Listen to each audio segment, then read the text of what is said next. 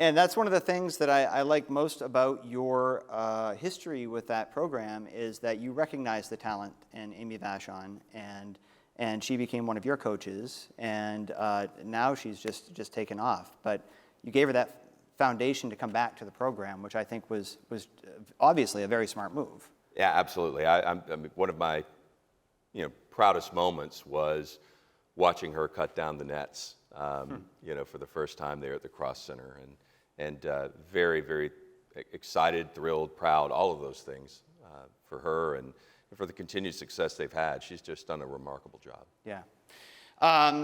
So you moved on to coaching the men's program, and from an outsider's perspective, I'm a basketball fan, but I don't know the ins and outs. I don't know the X's and O's. You seem to be having some pretty good momentum. I guess it was the 2019-2020 season, but then the pandemic hit.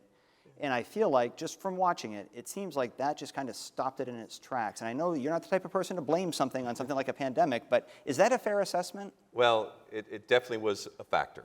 And in hindsight, there's some decisions and things that I did as a manager of the program that I wish I had done differently, only knowing the results. But I'm really proud of everything we tried to do and the way we tried to do it. And although there may not have been some successes on the court that we would have thought, for the first time in school history, we had a 3.0 GPA on the men's team my first year.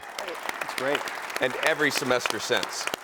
So, to do that, not for it never to happen, and then to do it every semester since I've been the coach, I think, is something I'm really proud of. And but even then, just the pleasure of being able to stay in this community, where our kids grew up, and to see my daughters get to finish high school this year at Bangor High, and all of that's worth it. It's a painful ending in some ways because we weren't successful the way I'd envisioned, but it's, all's well that ends well, and half of it's already been determined. Chris Markwood is the new coach, and I could not think of a better person. I am elated for them and his family. You've got to go on Instagram and find Ashley Markwood. I mean, I know she's a star in Maine already, but check out when they gave the news to their little girls that they were moving to Maine. It's something the state ought to use as a brochure, to try to get people to move here, because they were so excited.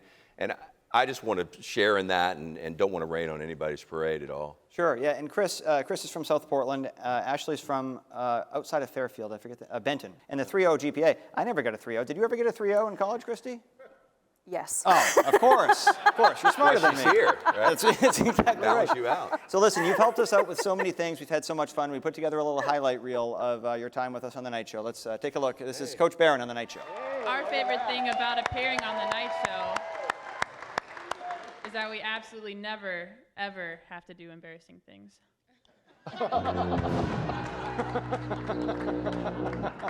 You put this cup in your mouth, just sort of hang it. There you go. You come over here, sir. Here's your job. We'll make it right about here. You have to get 2 marshmallows in that cup in 30 seconds or less.